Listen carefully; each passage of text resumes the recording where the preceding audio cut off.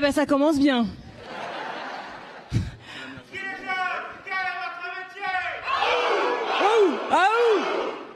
Merci infiniment François Boulot et Jérôme Rodriguez d'avoir répondu favorablement à cette invitation.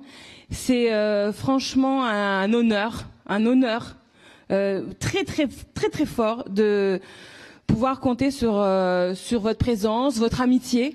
Jérôme, tu as eu des paroles très aimables à mon endroit et du coup à l'endroit des Insoumis. Et tu peux pas savoir à quel point il y a une très forte admiration pour ce que vous représentez, ce que vous avez réalisé. Il y a ici des gens qui, pour la plupart, militent depuis très longtemps, mais le rétablissement d'une dignité militante, d'une dignité citoyenne, humaine, telle que vous l'avez conquise dans ce mouvement, je pense que vous avez ébranlé profondément chacun d'entre nous ici, et ton courage, Jérôme, après que tu aies été mutilé, je pense qu'on aurait été nombreux ici à rentrer à la maison et laisser les autres devant. Et toi, tu as continué, tu es retourné, tu fais preuve d'un courage physique, moral, qui vraiment est bouleversant. Et le pire, c'est que l'État qui t'a mutilé, au lieu de te demander pardon, continue de te harceler. Ce qui t'a été fait cet été avec un commissariat qui annonce à la presse un matin que tu es en garde à vue parce que tu aurais été l'auteur de violences conjugales est une honte. Et vraiment, tu peux compter, et François Boulot, vous pouvez compter ici sur notre soutien. Voilà, on ne laissera rien faire à Jérôme Rodriguez, à François Boulot, à tous les gilets jaunes. Cette revendication de référendum d'initiative citoyenne qui résonnait avec cette fonction, cette vocation historique que s'était donnée la France insoumise, qui était d'abolir la monarchie présidentielle, convoquer une constituante, rédiger la 6e République, néanmoins a beaucoup inquiété dans la société. Et je sors à l'instant d'un débat très intéressant avec le sociologue historien Rémi Lefebvre et Lini Benbara. Et par exemple, Rémi Lefebvre dit c'est inquiétant cette revendication de référendum parce qu'elle tend à abolir totalement l'idée de représentation. Et donc il y a quelque chose de nihiliste dans le fait de demander le référendum et de ne pas vouloir être représenté. Et du coup, moi, je me suis dit, il faut qu'on puisse avancer dans cette discussion, pas sans pression, sans se critiquer, gentiment entrer dans quelque chose de plus prospectif. Moi, j'ai trouvé, par exemple, que pendant le mouvement des Gilets jaunes, il a manqué les intellectuels, une élite intellectuelle de l'université, par exemple, ou des auteurs, qui se mettent à dire, puisque les Gilets jaunes disent qu'il y a un problème de démocratie, commençons à rédiger ce que pourrait être une nouvelle constitution. Qu'est-ce que ça peut bien vouloir dire, la démocratie horizontale en 2020 avec les outils numériques? Qu'est-ce qu'on veut, en fait, concrètement? Si on avait la plume pour changer la Constitution, on mettrait quoi dedans? Et j'aurais trouvé utile que des intellectuels, des juristes, des historiens, peu importe, se mettent au travail. Ça n'a pas été le cas. Et je constate que si ce travail n'est pas fait directement par nous, personne ne le fera. Donc je vous propose d'écouter d'abord mon confrère, porte-parole du rond-point et des ronds-points de Rouen, François Boulot. Et ensuite, Jérôme, je te céderai la parole pour la continuité de la discussion. Et ensuite, on aura une conversation avec la salle, parce que l'idée, c'est vraiment, j'ose pas utiliser le mot de brainstorming, mais il me semble qu'il y a quelque chose de cet ordre que j'aimerais pouvoir coaguler cet après-midi en votre présence.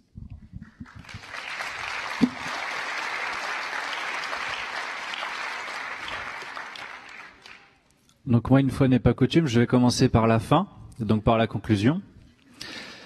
Et la conclusion, c'est que qu'on parle de RIC ou de 6e République, on est en fait en train de parler de démocratie, de vraie démocratie, et donc de souveraineté du peuple. C'est ça qui, en fait, fait consensus de toute façon. Donc il n'y a même pas besoin de grandes déclarations, de débats, etc. Ça, c'est ce qu'on souhaite avoir demain.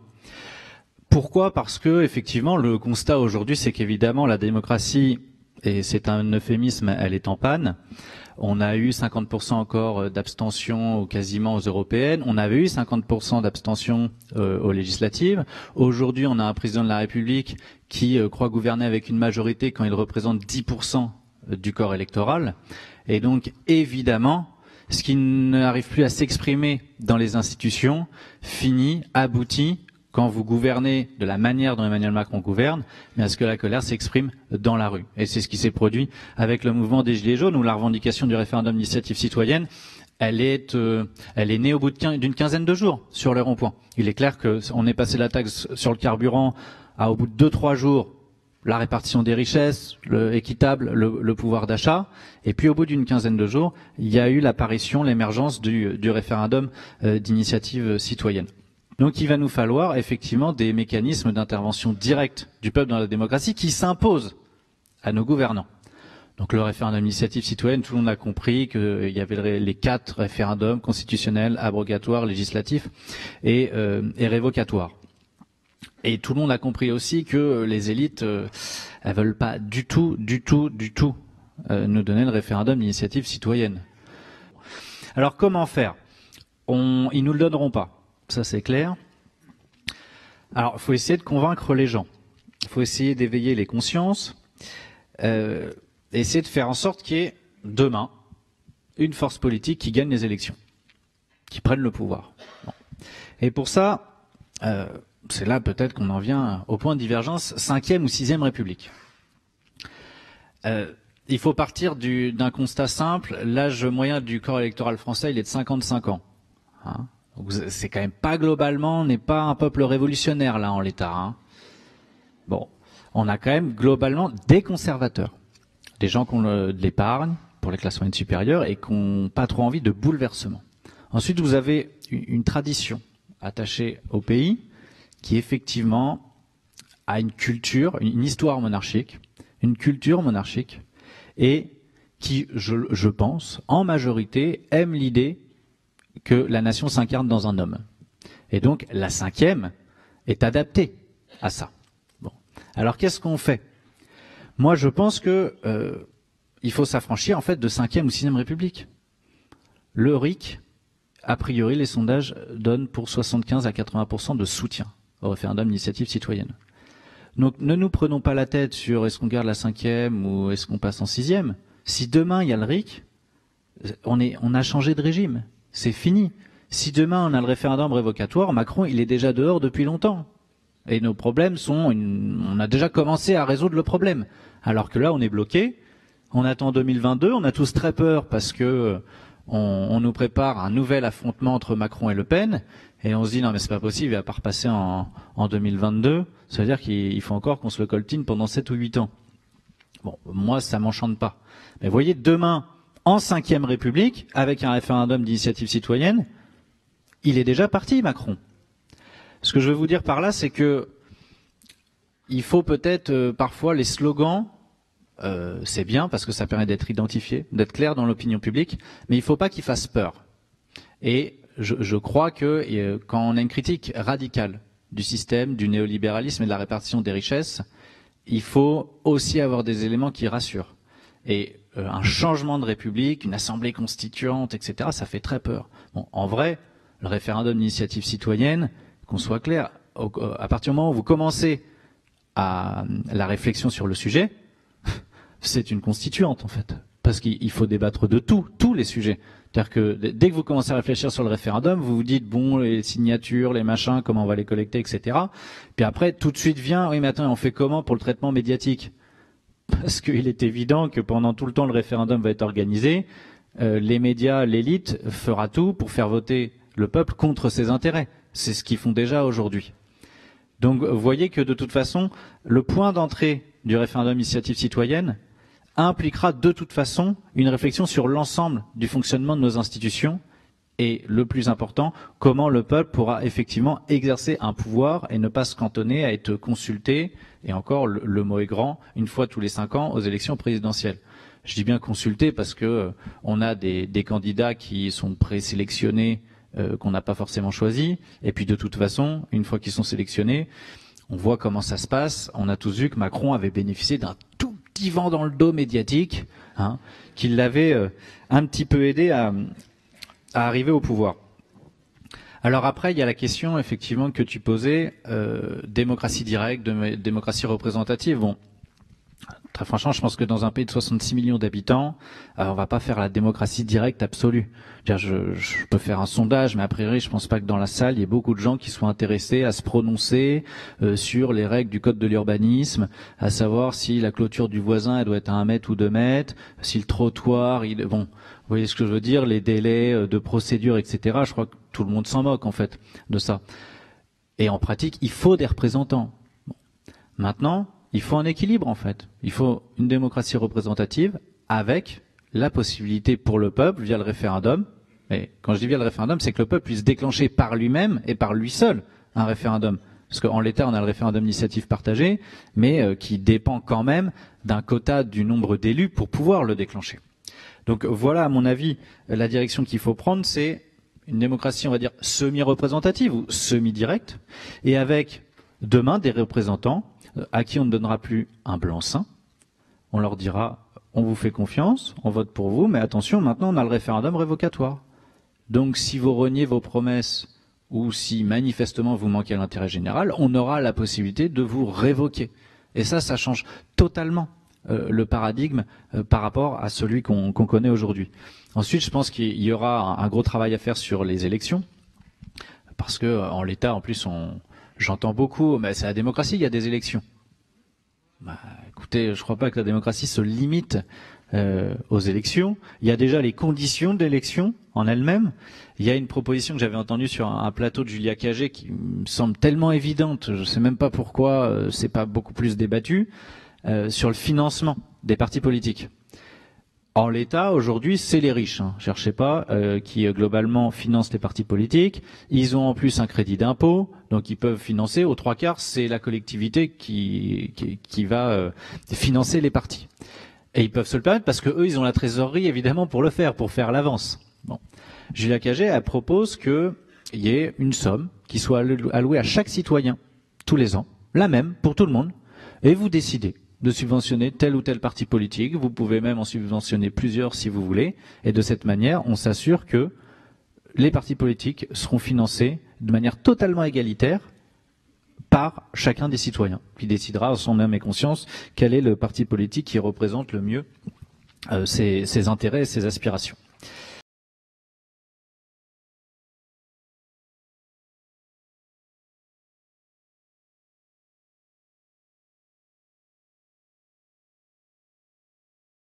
On est dans la religion des fidèles avec l'Union européenne.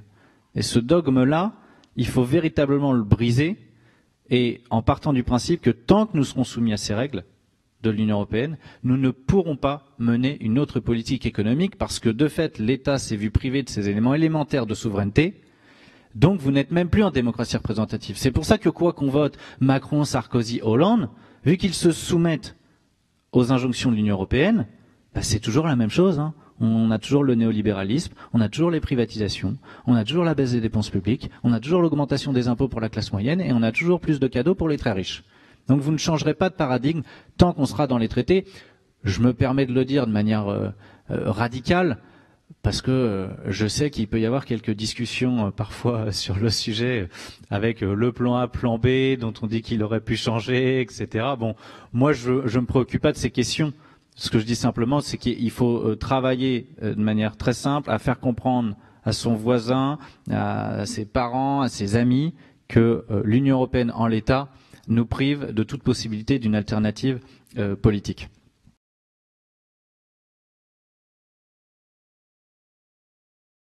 Et enfin, et c'est ma conclusion d'ouverture, c'est une vraie conclusion cette fois,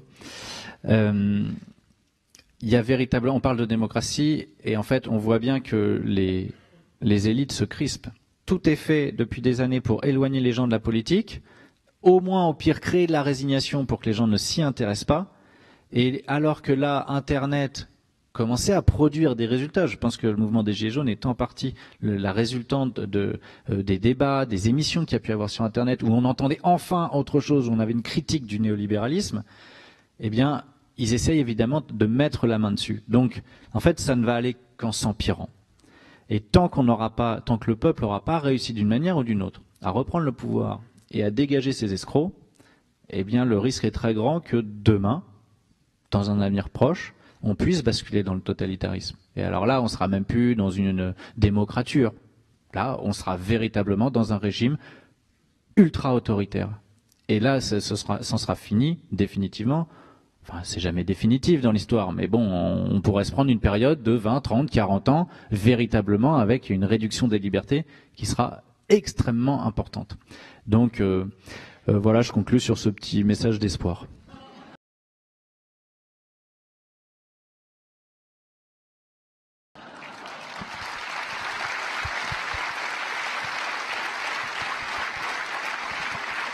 Merci François. François évoque l'issue terrible, la dérive autoritaire, voilà, l'abolition des libertés publiques. Est-ce que néanmoins, ce mouvement des Gilets jaunes, sa force, son intelligence, sa détermination, est-ce qu'elle peut pas, malgré tout, ouvrir la voie à une issue démocratique, puisque là, on est d'accord, on est plutôt en sous-démocratie. Le régime dans lequel nous vivons actuellement n'arrive pas tout à fait au standard de ce qu'on peut appeler quelque chose de démocratique. Mais du coup, est-ce que c'est possible de revivre quelque chose qui soit de l'ordre, voilà, des standards démocratiques acceptables? Et du coup, qu'est-ce que ça veut dire concrètement? Et comment y arriver, Jérôme Rodriguez? Comment y arriver? Excusez-moi, alors je ne sais pas si vous étiez dans l'autre assemblée, mais j'ai peu de voix, et moi j'aime bien me mettre debout. Vous avez vu le premier de la classe? Conclusion, T'es un champion, mec. Moi je suis le mec du radiateur.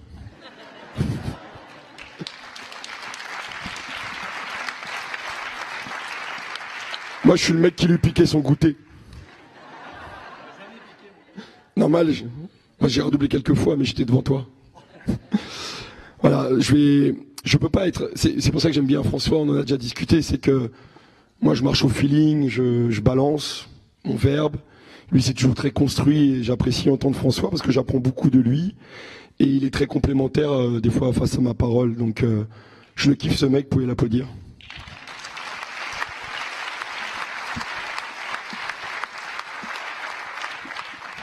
Alors tout ça, toutes ces idées de démocratie. Moi, on me les a apprises à l'école. Voilà, j'avais un prof qui s'appelait Monsieur Bosquillon, un grand dadais chevelu, et il nous dispensait à la fois de l'histoire géo et des cours d'éducation civique. Je ne sais même pas si ça existe encore aujourd'hui à l'école. Je ne sais pas si les gamins au collège ont accès à ce genre de cours. Et si je me réfère à ce que j'ai appris, parce que même du fond du radiateur, il m'arrivait d'écouter. Mais écoute, Jérôme, le jour où tu seras pas content, tu auras le droit de l'ouvrir. D'accord? Parce que tu es dans un pays où il y a des préceptes républicains, laïques, on a une constitution, des gens se sont battus pour qu'on puisse avoir le droit à la parole. Donc, si un jour il y a quelque chose qui ne va pas, tu es dans le bon pays pour pouvoir le notifier et le signifier. Tout à l'heure, tu disais, les Gilets jaunes vont vers une ouverture démocratique. C'est grave de dire ça. Parce que normalement, on est dans une démocratie. Qu'est-ce qu'on a à ouvrir? D'accord? On s'est aperçu de quoi? Qu'aujourd'hui, à défaut d'être dans une démocratie, comme je disais tout à l'heure, je me regarde dans le miroir et on est sur de l'autoritarisme, plein pied. D'accord? Certains députés en ont peur, peut-être à eux d'agir. Moi, il m'est venu une idée par rapport à tous ces cours d'éducation civique, c'est que j'ai été sur Internet et miraculeusement, si un jour vous avez la possibilité, les députés ou certains d'entre vous, de peut-être effectuer une cagnotte, il y a un livre qui s'appelle « L'éducation civique pour les nuls ». Allez les offrir aux mecs de LREM.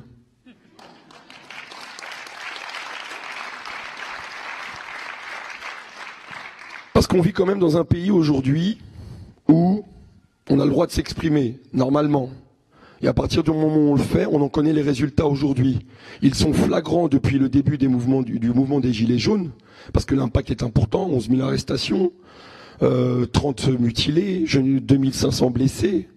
On en voit aujourd'hui la réalité flagrante de ce qui se passe depuis des années sur cette restriction de liberté, tout ce cumul de lois qui ne servent qu'à vous lobotomiser, à faire en sorte que vous n'ayez qu'une chose à faire, travailler, consommer et vous taire. Moi, la représentativité, elle est la suivante. Et c'est des fois le paradoxe qu'on trouve chez les gilets jaunes.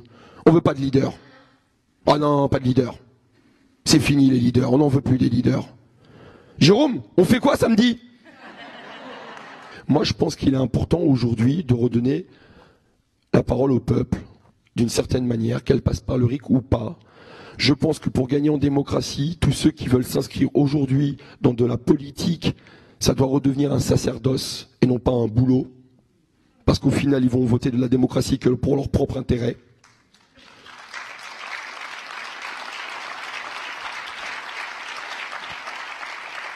Je pense que ces gens-là devraient être limités dans leur mandat. T'en fais un, t'en fais deux, et tu te casses. Voilà. Moi, cette démocratie, et je finirai là-dessus, ce qui me dérange aujourd'hui, c'est qu'au final, on est emprisonné dans des institutions françaises archaïques, de parce qu'est le monde aujourd'hui, qui va énormément vite. Ça va très très vite, le monde aujourd'hui. Et au final, on se retrouve avec des lois, une démocratie qui ne va pas aussi vite que le monde et qui va servir que les puissants. Donc il faut aujourd'hui, je pense, réadapter tout ça, vivre avec son temps, d'accord?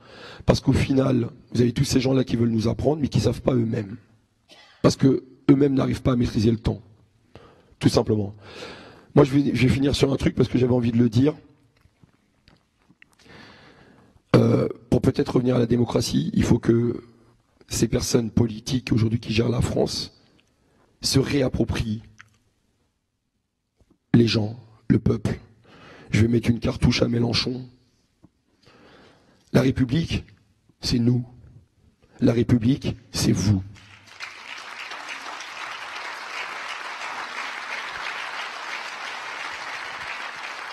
Et qu'à un moment donné, alors c'est pas méchant, il était énervé, il n'était pas content. Moi-même, je dis d'énormes conneries quand je suis énervé, il ne faut pas m'écouter, même quand je ne suis pas des fois. Mais ce qu'il voulait, c'est que sur ce genre de phrases, aujourd'hui, vous avez une opinion publique qui vont se dire « Mais c'est quoi ça ?» et qui vont plus croire en politique et qui vont plus croire en la démocratie. Parce que moi, si je dis la République, c'est moi, je prends une cartouche. Hein. Donc, il faut que ces gens-là, hors sol, puissent récupérer le peuple, les écouter et emmener leurs paroles. Et là, peut-être qu'on aura une vraie démocratie, parce que c'est leur parole qui doit être emmenée à l'Assemblée.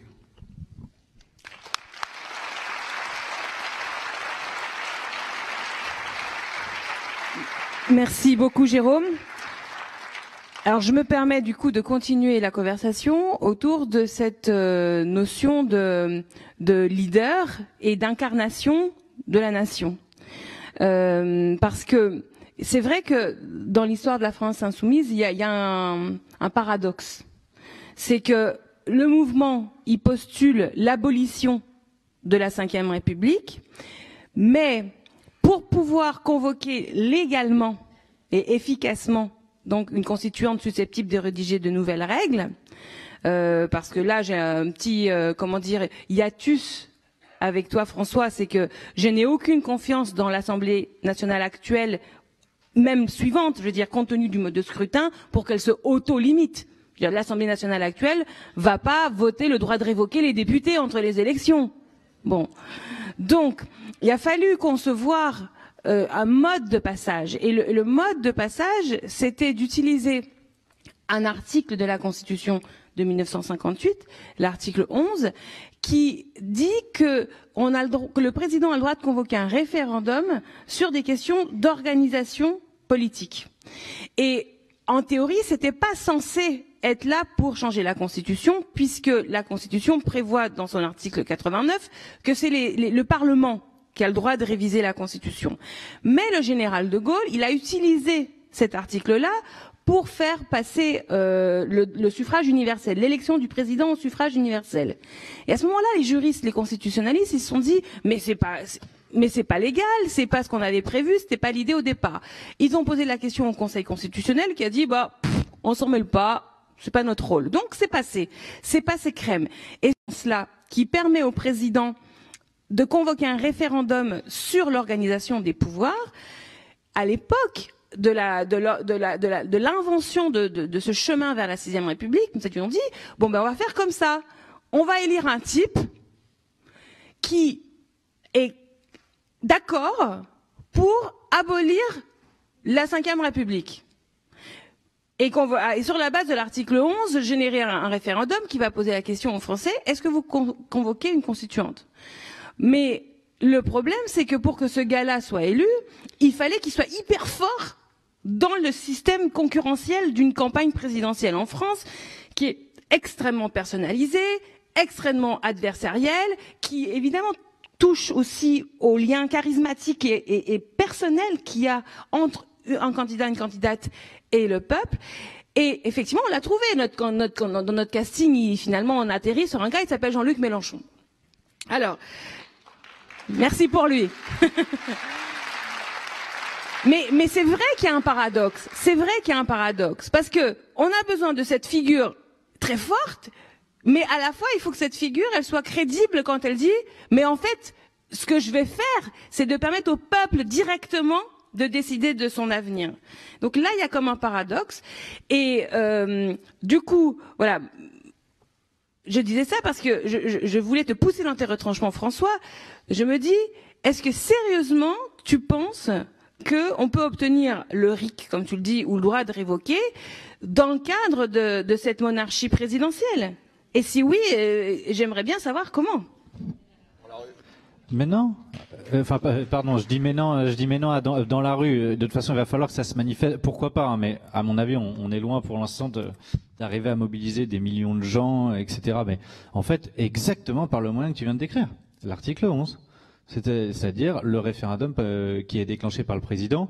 Effectivement, le Conseil constitutionnel, c'est l'avantage qu'on a, parce que le Conseil constitutionnel, c'est pas non plus des foufous, les gars. Hein, vous voyez, ils sont quand même plutôt conservateurs aussi.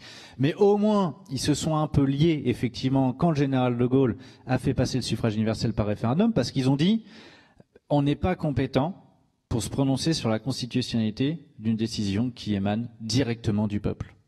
Donc, on peut effectivement tout faire passer par cet article 11. Et moi, je pense que plutôt que de poser la question, est-ce que vous voulez une assemblée constituante pour une 6e République? La question serait, voilà, est-ce que vous voulez le référendum d'initiative citoyenne? Et une fois que de toute façon on a le RIC, parce que je suis un peu retors parfois, mais en fait, quand vous avez le RIC, c'est l'assemblée constituante permanente, en fait. C'est-à-dire qu'à tout moment, si le RIC est aussi constitutionnel, vous pouvez modifier la Constitution. Alors évidemment, c'est toujours sous les conditions qui seraient fixées du référendum d'initiative citoyenne, d'un nombre de signatures minimum, etc. Mais en fait, on a la main après. Et pour l'avoir en préalable, moi je suis tout à fait d'accord sur le fait que c'est par l'article 11 et donc le déclenchement du référendum par le président de la République.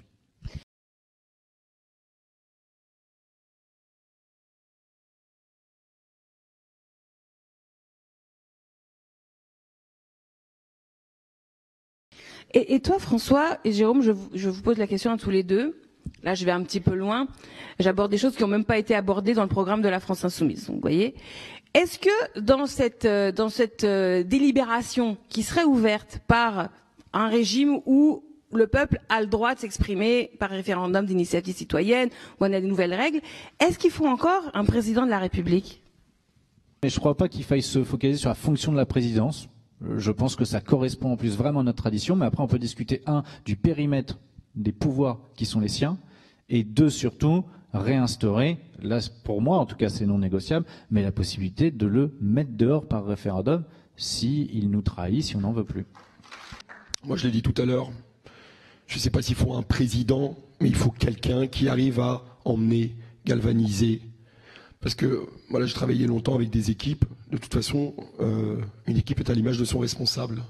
Et si on veut une équipe volontaire, il nous faut un responsable volontaire. Si on veut une équipe avec de la force, il nous faut quelqu'un qui emmène avec de la force. On a tous, quelque part, dans notre vie, un guide, un leader. Ça peut être notre père, ça peut être un ami, ça peut être un tonton, ça peut...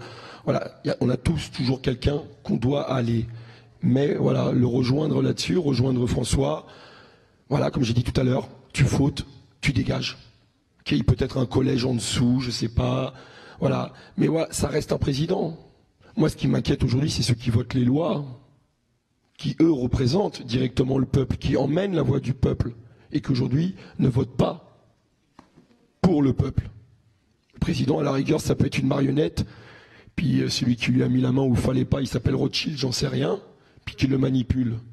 D'accord? Mais les députés, nous, on a affaire, ils sont beaucoup plus accessibles. Allons leur mettre la pression. Tout en gardant l'urne, le pluralisme, la contradiction dans le verbe, en définitive, il y a une toute petite poignée de personnes qui gardent le pouvoir. La monarchie présidentielle, c'est ça. Et c'est quand même De Gaulle qui l'a conçu. C'est la première fois dans l'histoire de France une constitution n'a pas été rédigée avec une assemblée constituante, avec des débats, ne serait-ce qu'au niveau du Parlement. Parce que un débat, comment dire, moi je trouve pas que ce soit l'idéal, une constituante qui soit issue directement du Parlement. Mais c'est déjà mieux que 3 types proches de général de Gaulle qui rédigent une constitution qui donne tout le pouvoir à un seul homme et sans contrepartie. Alors, vous avez mis le doigt sur quelque chose qui est le cœur du blocage, c'est la révocation. Vous dites, tout est résolu, au fond, si la personne qui est responsable, on peut la révoquer. À la Révolution française, ça s'appelait le rappel. Vous pouvez rappeler le député. Moi, je trouve ça absolument fondamental, parce que la marque de la Ve République, c'est l'impunité. C'est-à-dire, c'est je t'emmerde, je fais ce que je veux, je t'emmerde. C'est ça que disent les gouvernants. Bon. Donc, la marque, et ça rejaillit dans toute la classe politique. Le Code général des collectivités territoriales, et pour ceux qui s'intéressent aux municipales, doivent quand même voir ça. Ce Code général des collectivités territoriales fait du maire un dictateur. Il a tous les pouvoirs, pouvoir de police, il est ultra majoritaire au conseil municipal par mode de scrutin, etc. Et donc en fait, il y a une espèce de culture de l'impunité politique avec laquelle il faut absolument rompre. Et là, je suis tout à fait d'accord. Mais moi, j'en reviens à ma question très très pratique, c'est-à-dire comment on fait pour obtenir ce changement? Parce que l'alternative à tout ça, c'est quoi? C'est le blocage, c'est la violence. Si moi, comme citoyenne, j'ai pas de moyens pour passer, pour être souverain, je finis par casser le truc, par aller à l'Élysée, envoyer des flèches contre l'Élysée, peut-être des morts, que sais-je. Donc, on peut pas, à mon avis, se limiter à quelque chose de très incantatoire par rapport à ça. Il faut être quand même beaucoup plus prosaïque. Et c'est pour ça que je me permets d'insister sur cette bataille pour une constituante qui est pour moi quelque chose de l'ordre de la pacification. C'est pas le bordel, la constituante. C'est pas censé faire peur, François. C'est censé rassurer. C'est vous qui faites peur.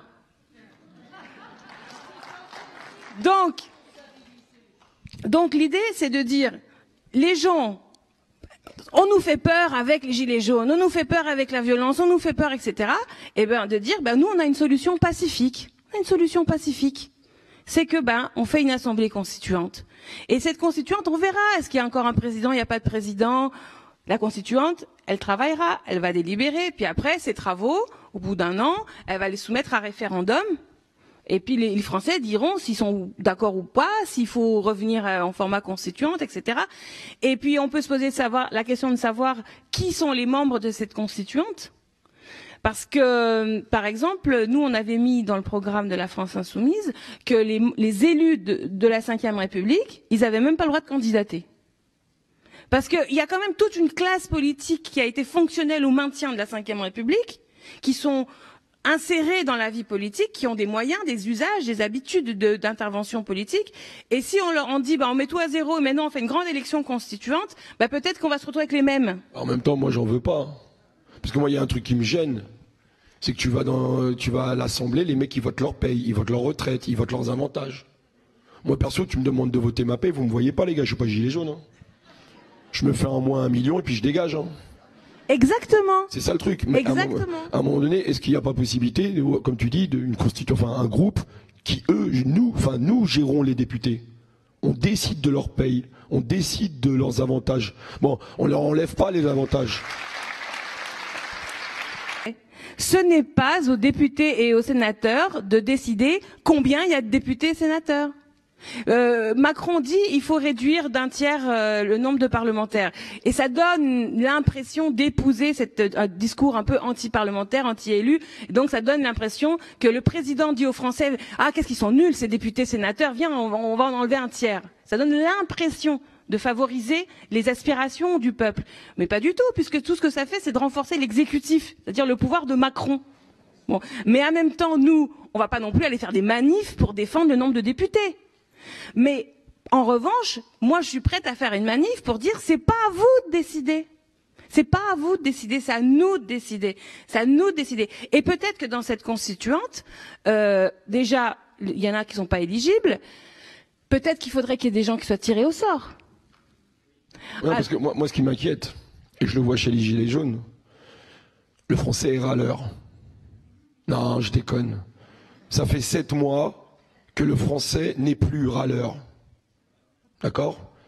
Il est... ah putain, j'avais le mot. Non, enfin, il est plein de convictions. Il ne râle plus. Un mec qui râle, c'est le mec qui râle devant sa télé. Aujourd'hui, on ne râle plus parce qu'on est dehors, tu vois. Des contestataires, voilà, putain. Voilà, le français n'est plus râleur aujourd'hui. Il conteste. Et c'est la différence, parce que tu es devant ta télé, tu râles, ouais, c'est quoi cette merde? Hop, tu manges ton beefsteak, c'est fini. Le contestataire, oh, c'est quoi cette merde? On va essayer de faire autrement. Et j'apporte une idée. Et ça déjà, à défaut d'être une révolution, c'est une évolution. Et merci à vous, continuez de contester. Alors justement, c'est intéressant parce qu'il y a une tradition, notamment en France, dans le mouvement syndical ou le mouvement associatif, de se poser toujours... Je disais ça par rapport qui serait, je le vois avec les Gilets jaunes dans certaines assemblées, hein. Bah ouais, ça gueule, hein. Quand tu mets 400 personnes et que tu donnes la voix à 400 personnes, faut gérer, faut modérer. Et le français, et puis ça, c'est aussi le phénomène de 40 ans en arrière. Le français a besoin de se lâcher, a besoin de parler. Donc quand on a fait moi j'ai fait des assemblées, c'est costaud, hein. Ça envoie du pâté. Alors ouais, on tire au sort des gens et compagnie, mais il va falloir canaliser parce que sur des réunions comme ça, c'est très compliqué de se faire entendre et surtout de s'écouter. C'est surtout ça. Oui, alors sur cette histoire de tirage au sort, moi au départ, j'étais pas du tout convaincue.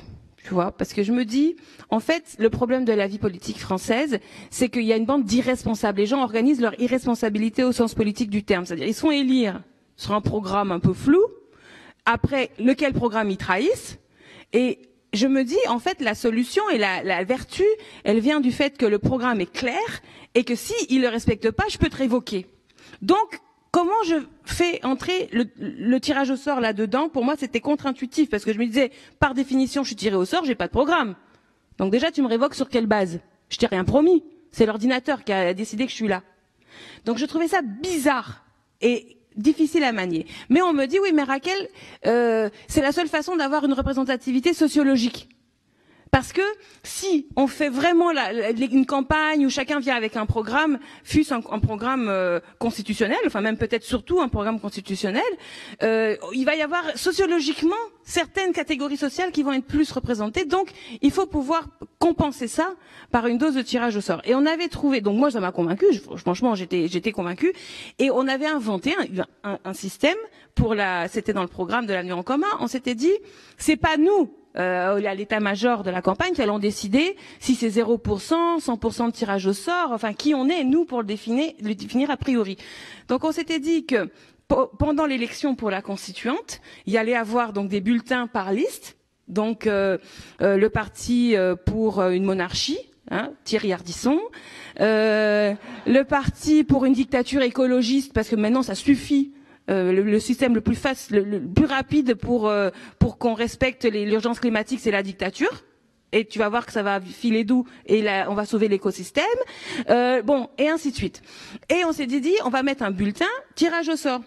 Et du coup, ce bulletin-là, il va faire quoi? 1%, 100%, 2%, on ne sait pas. Mais c'est le nombre de personnes qui seront tirées au sort dans la constituante. C'était ça qu'on avait eu.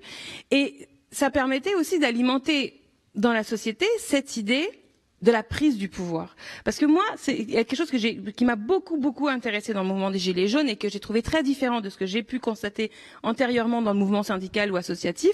Surtout en France, dans le mouvement syndical, c'est très marqué. Le mouvement syndical en France se vit comme un contre-pouvoir. Il veut pas mettre les mains dans le pouvoir. Il est contre-pouvoir. Donc, je manifeste, je conteste, mais je suis pas le pouvoir. Or, Moi, je constate qu'aujourd'hui, la Ve République, son principal tour de force, c'est d'avoir expulsé les citoyens du pouvoir en les dégoûtant.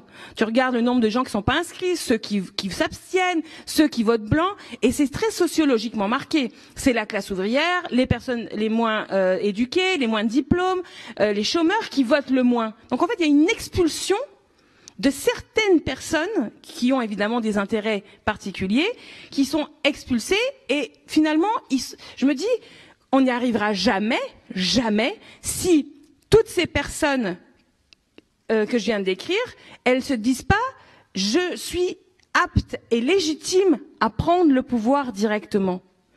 Et ça, il me semblait que c'était fort dans ce que vous aviez fait, les Gilets jaunes, parce que d'abord, vous êtes allés direct à l'Élysée. Bon, ça, j'ai trouvé ça génial, vraiment génial. Parce que ça prouve que vous avez très bien compris la logique institutionnelle dans laquelle nous vivons et où se situe le pouvoir. Donc, on vous balade pas, on vous dit pas non, il y a un bureau là-bas où il y a le pouvoir, il y a un bureau où il y a le pouvoir. Non, le pouvoir, il est là. Et vous avez trouvé des modes d'organisation qui mettaient en avant d'abord la fraternité et l'égale considération de toutes les personnes qui étaient là. Et l'idée qu'on est un corps. C'est-à-dire qu'en fait, c'est pas juste l'addition d'individus. C'est qu'il y a quelque chose de collectif, et c'est en tant que corps qu'on exerce un pouvoir, et on aspire à ce pouvoir politique. Voilà. Moi, j'ai trouvé ça formidable. Et c'est pour ça que je pense que l'expérience, ce que vous avez réalisé, est aujourd'hui le truchement le plus réel et la prise la plus réelle qu'on a pour avancer désormais réellement pour la rédaction, hein, parce que je pense qu'il faut s'y mettre. Pour mettre ça en place, on a besoin de quoi? Pourquoi on le fait pas? On a besoin des institutions politiques, on a besoin que quelqu'un nous donne le droit de le faire. Ben non. Ben faisons-le alors. Ben oui. Voilà. Soyons responsables du pouvoir qu'on octroie aux autres, je pense. Alors justement, ça me permet, parce que c'était un point sur lequel je voulais venir. Bon, il faut faire effectivement son autocritique de la non-implication dans la vie citoyenne. Bon, moi, vous voyez, j'ai voté Sarkozy en 2007, j'avais voté oui en 2005 au traité. Donc autant vous dire que je venais de très très très très loin.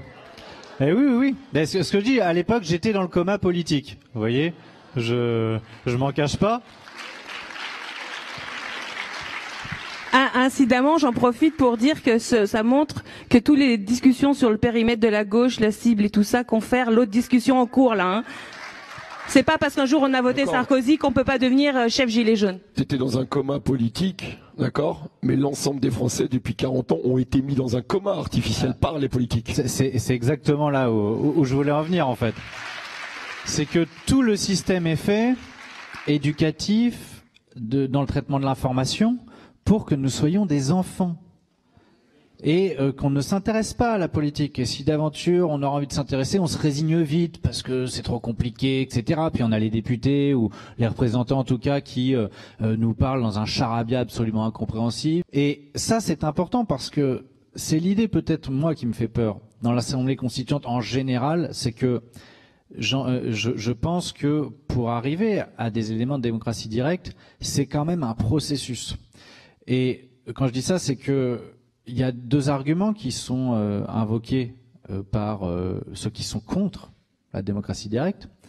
C'est l'éducation et l'information du peuple. Donc l'éducation, l'esprit critique, être capable d'avoir une grille d'analyse pour comprendre les informations qu'on me donne. Et puis ensuite, c'est d'avoir les bonnes informations et une information complète. Bon, je pense que c'est à la fois en fait les deux problèmes, et je pense qu'en fait ce sont aussi les solutions en fait. Je veux dire par là que vous pouvez écrire la meilleure constitution au monde que vous voulez. Si vous êtes con, on vous la mettra à l'envers.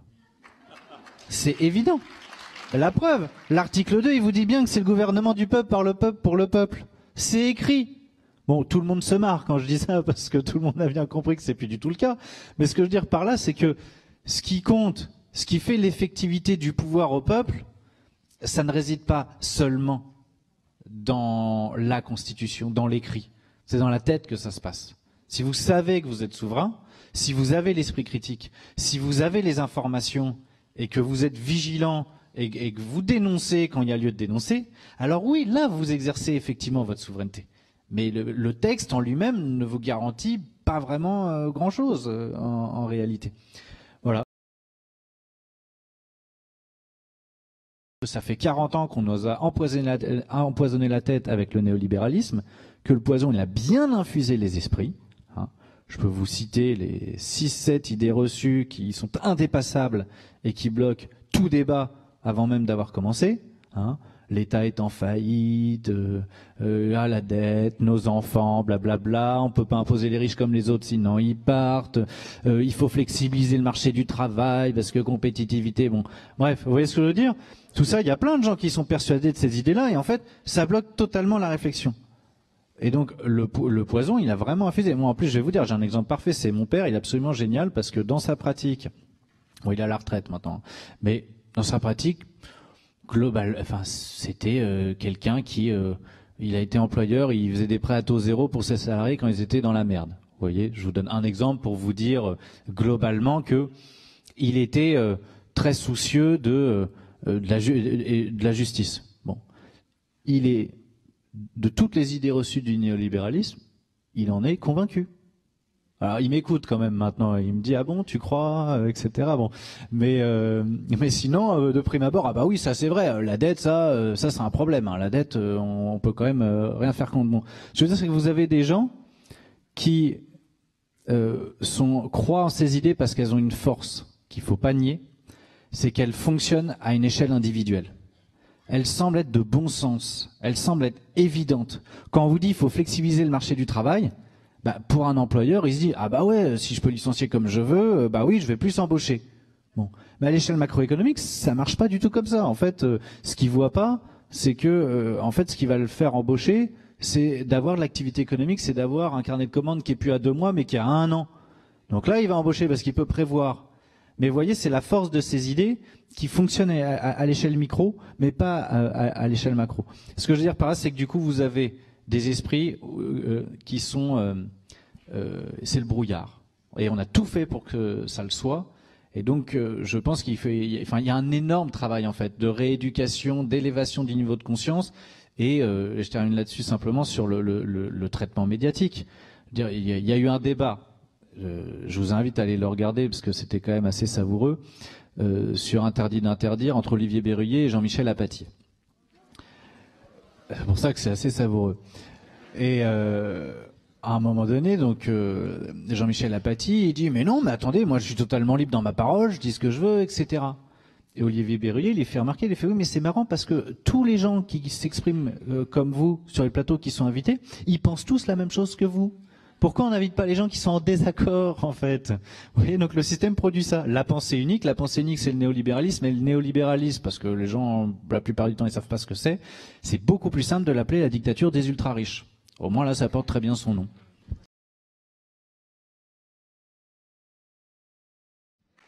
Alors, avant de passer la parole pour les dernières 25 minutes, je vais juste faire une petite remarque, François.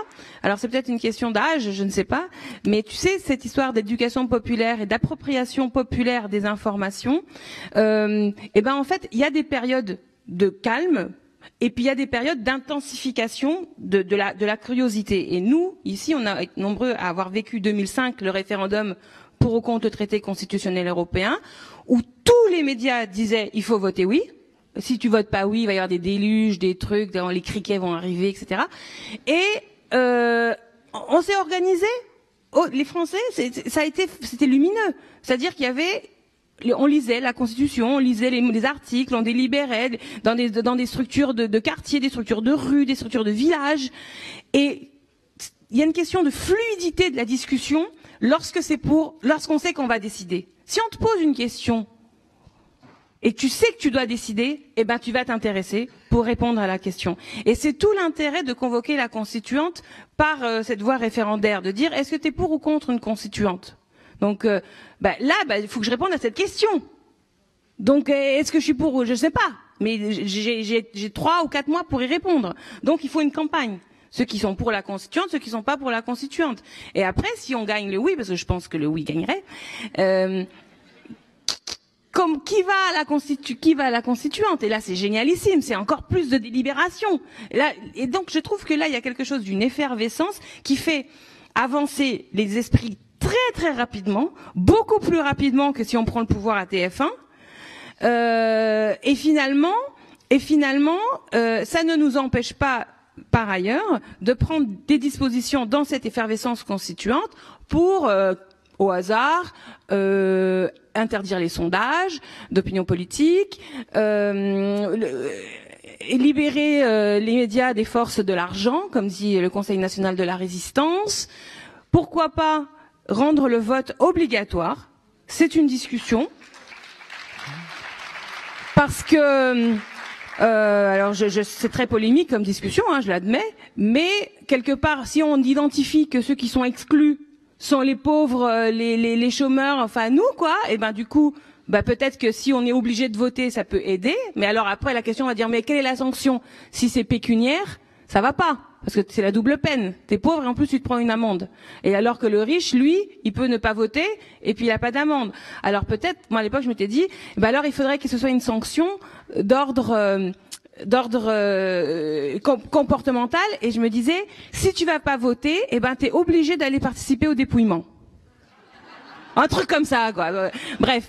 Donc je me dis, dans une constituante, il y a toujours la possibilité de cette effervescence et de quelque chose d'une geste patriotique, parce qu'au fond, et là où je suis d'accord avec toi, c'est que on est atomisé, on se fait la guerre à tous contre tous pour avoir des miettes, du boulot, des trucs, et on se dit, putain, tout ce que je veux, c'est que mes enfants, ils aient un micro-diplôme et qu'ils arrivent à être autonomes.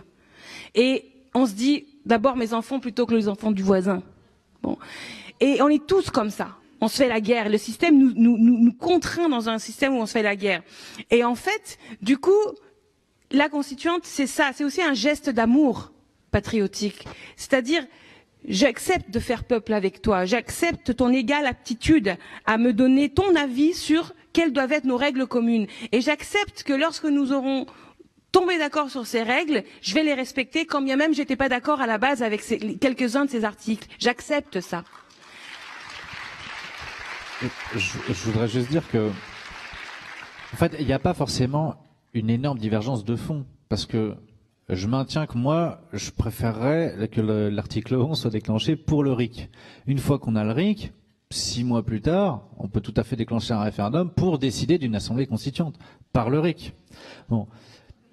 Alors ça, pour le coup, alors là, je vais faire ma juriste relou. Mais le Conseil constitutionnel, mon cher confrère, le Conseil constitutionnel a dit en son temps que l'article 11 ne pouvait pas être utilisé pour apporter des modifications de fond à la Constitution. C'est-à-dire qu'on peut dire, est-ce que, parce qu'il y a la question, alors là je vais être très technique, mais c'est la différence entre le pouvoir constituant originaire et le pouvoir constituant dérivé. En fait, le pouvoir constituant dérivé, c'est-à-dire l'idée de changer tel ou tel article, changer telle ou telle règle, la Constitution actuelle prévoit que ce pouvoir retombe sur les assemblées. Mais le pouvoir constituant originaire, celui de se créer un ordre constitutionnel nouveau, celui il appartient nécessairement au peuple. C'est bien pour ça que le RIC, il vient ajouter à la Constitution. On rajoute un article et on dit maintenant il y a un référendum qui peut être déclenché avec une signature, etc. D'accord, tous les deux.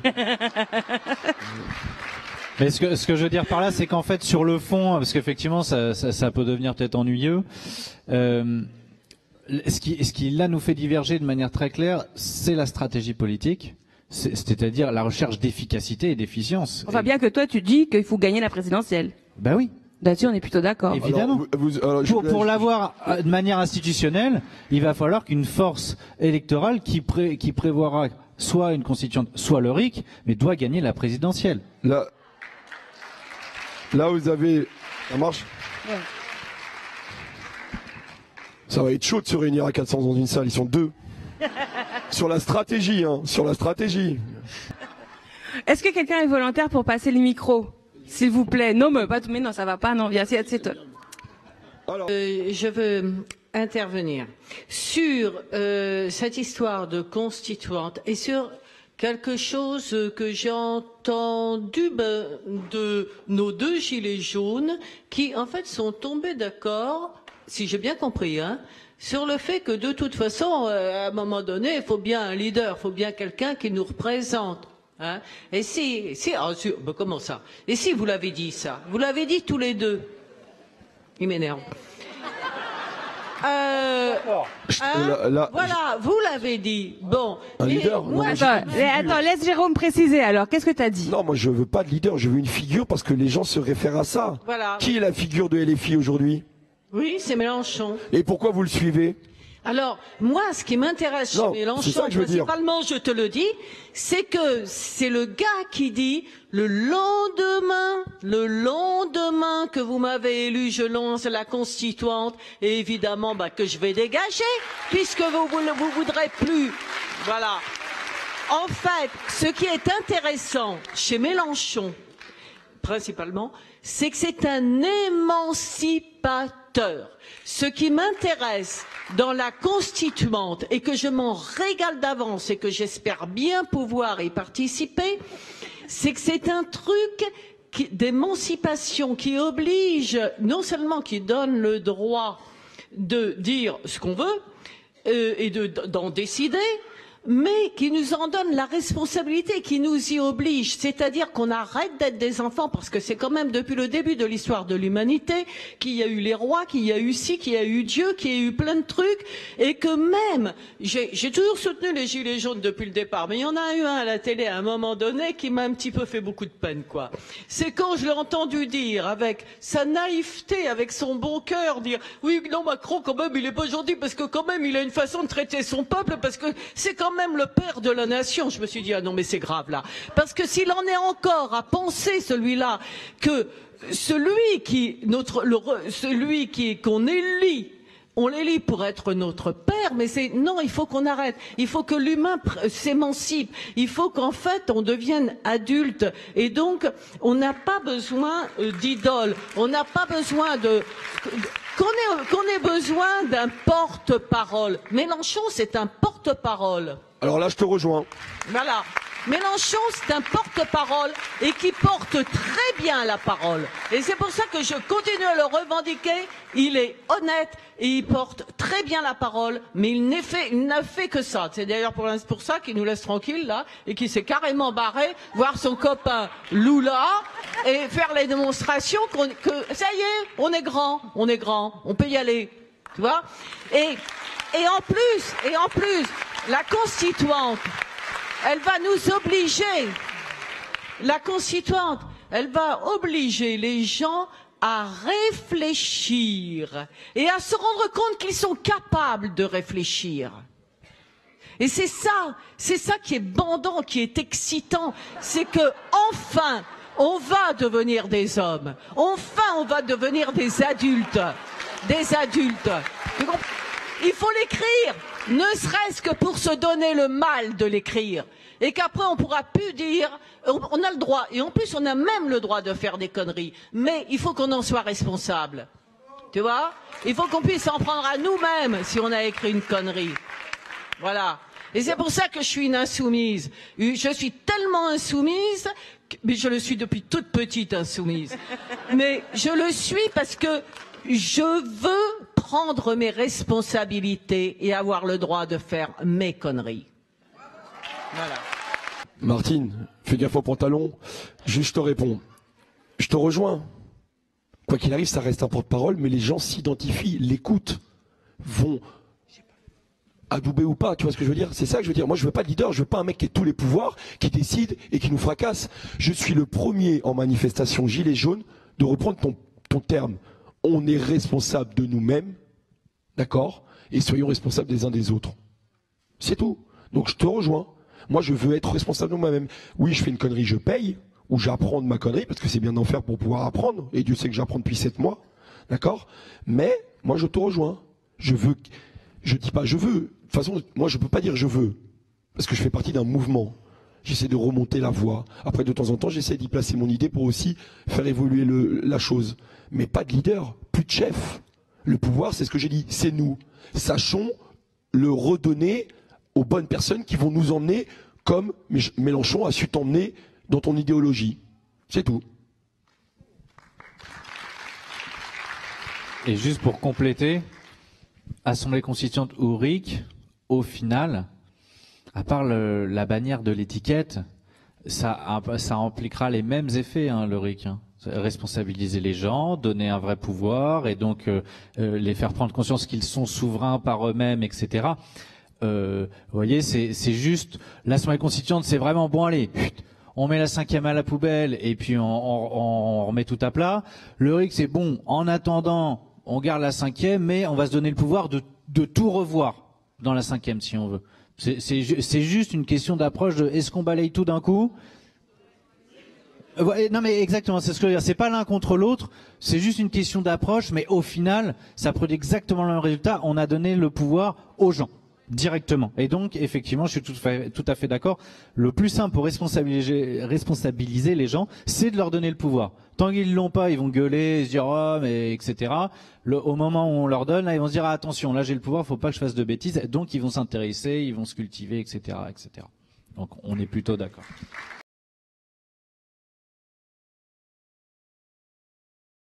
Je suis d'Albi, je m'appelle Nicolas. Et donc ma question elle s'adresse à vous, Rachel, parce qu'en fait, vous êtes pour la constituante. Mais la question qui est là, c'est de savoir comment on constitue cette constituante. Quels sont les droits qu'on lui donne? Quels sont les devoirs qu'on lui donne?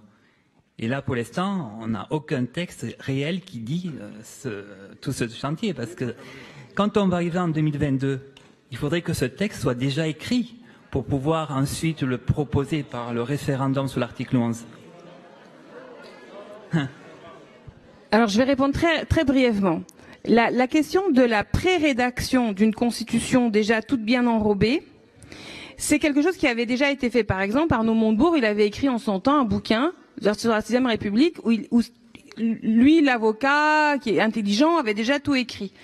Et ça, c'est peut-être très efficace sur le fond, peut-être qu'il avait des bonnes idées dans son contenu qu'il proposait, mais c'est profondément contraire à l'idée d'une appropriation collective du pouvoir. Donc, il fallait, à mon avis, il faut, comment dire, faire un peu les deux. C'est-à-dire, il faut à la fois dire que c'est l'Assemblée constituante qui est souveraine et le référendum postérieur à la constituante, en définitive, qui est souverain, mais pas quand même dire rien sur ce qu'on pense sur le contenu. C'est-à-dire qu'en gros, moi, si j'étais candidate à la constituante, on pourrait faire une liste ensemble avec la camarade, là. Et puis, moi, je dirais, par exemple, moi, je suis pour l'abolition du président de la République. Bon, je sais pas si on pourrait être sur la même liste, j'en sais rien. Et je dirais ça. Mais au-delà de ça, il y a des choses plus importantes, je pense qu'on pourrait dire. Le droit à un écosystème viable pour l'humanité. Droit fondamental, qui est pas exactement la même chose que la règle verte. Moi, je trouve que la règle verte, ça s'est un peu perdu, on comprend pas trop ce que c'est. Mais un droit fondamental à un écosystème viable pour l'être humain. Et ben ça, moi, je suis pour, si je vais à la constituante, je vais me battre pour ça, pour que ce soit dans les tout premiers articles. Et après, il y en a un autre, il va arriver, il va dire, mais moi, je trouve que ce qui est très important, c'est le statut de la presse. L'autre, il va dire, c'est la neutralité du web. Parce que si on n'a pas tous accès, un égal accès au flux d'informations dans le web, ben, on peut pas être libre. Et puis d'autres vont dire, comment? La question de l'égalité entre hommes et femmes, la question de la libre disposition de son corps pour l'avortement, la question du droit à mourir dans la dignité, la laïcité, enfin, que sais-je. Donc, en avançant, il y a du contenu qui se fait. Il y a un contenu qui se fait. Mais ça, il faut veiller à être dans le bon rythme. Il me semble quand même que cette histoire de 6e République, et c'est la difficulté, on le sent d'ailleurs dans la discussion avec toi François, c'est que c'est quand même très marqué mélenchoniste. Et on a besoin pour gagner, pas de fabriquer des militants pour la 6e. On a besoin de fabriquer des gens qui ont envie de faire une constituante. C'est un peu différent. C'est-à-dire que ce que tu disais toi sur cette excitation, qui est au cœur, à mon avis, de ce qu'il faut faire, ben cette excitation, c'est une excitation pour constituer. Pas une excitation pour soutenir le parti qui est pour la 6e. C'est pas exactement la même chose. Donc je pense que c'est un peu le moment, alors qu'on a beaucoup parlé de 6e, c'est-à-dire ce mot RIC, il nous convoque pour dire, attention, on peut avoir la même idée, la même aspiration avec un autre terme qui soit pas 6e République. Donc il faut pas être trop figé sur des choses qui sont très marquées de la mouvance mélenchoniste. Et je pense que ce qui fait plus consensus, c'est cette idée de dire, nous allons sortir de l'enfance démocratique pour être le souverain avec une constituante et déjà, voyons qui est d'accord avec ça. Et on sera surpris. Parce que par exemple, le gars de droite, qui avant votait toujours avait un candidat au second tour. Lui, ça lui allait bien la 5e République. C'est-à-dire au premier tour, bon, il y avait toutes les petites listes. Au deuxième tour, il avait toujours son candidat. Donc il était content. Des fois il perdait, des fois il gagnait, des fois bon c'était le PS, des fois c'était l'UMP. Bon, un coup ça gagne, un coup ça gagne pas, mais il était d'accord avec le système. Maintenant ce mec-là, ça fait plusieurs élections qu'il n'y a plus de candidat au deuxième tour. Donc lui il commence à dire mais c'est quoi ce système de merde? Il est extrême gauchisé en quelque sorte. Donc il y a de plus en plus de gens dans la société qui avant étaient insérés, qui croyaient dans le système et qui s'aperçoivent qu'ils sont totalement marginalisés. Et c'est pas les extrêmes, c'est pas c'est pas les gens qui sempiternellement n'ont jamais de candidat au deuxième tour, ce sont des gens qui étaient très insérés dans le système. Et ben ces gens-là, je suis sûre qu'on peut les amener pour la constituante. On sera pas d'accord à la fin sur ce qu'il faut faire. Moi je suis pour limiter par exemple le droit de propriété. Donc je veux dire les mecs ils seront peut-être pas d'accord.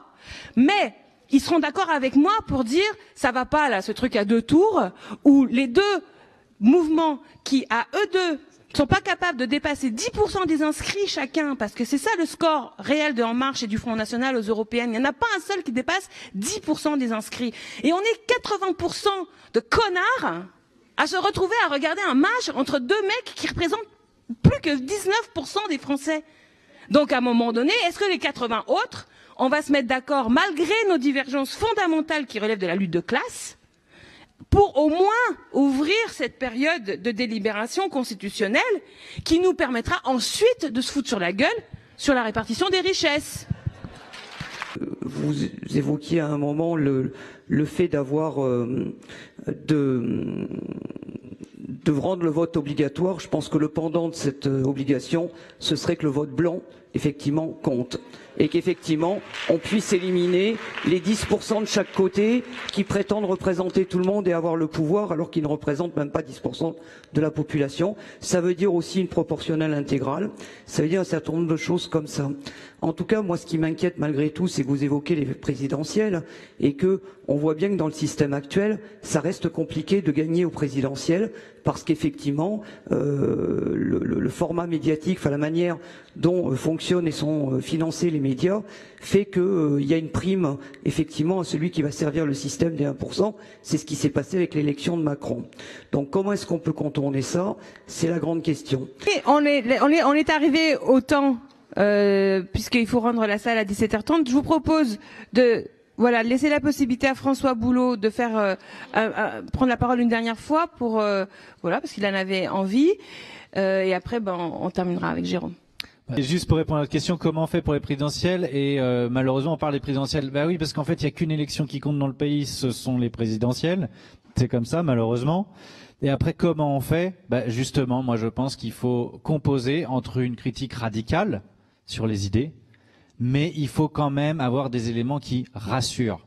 Il faut créer une alternative positive, que les gens puissent s'y projeter et puis qu'ils puissent se dire bon, c'est pas non plus un bouleversement total dans ma vie au quotidien, je vais juste vivre mieux, ce sera mieux et je pourrai décider, etc. Mais il faut éviter du coup tous les grands mots qui pourraient faire peur, parce que effectivement les médias travaillent, ils vont vous prendre un tout petit élément qui fait peur et ils vont vous le grossir au maximum, hein. Je sais quand même pas devant cette assemblée que je vais développer les méthodes médiatiques pour diaboliser des idées et les personnes qui les incarnent. Merci beaucoup, merci Jérôme, merci François. Encore une fois, vraiment, je vous demande de les applaudir très fort parce que vous ne pouvez pas savoir le plaisir et l'honneur que ça nous fait de passer ce temps avec vous. Vous avez joué le jeu à fond. C'était extrêmement stimulant cette conversation.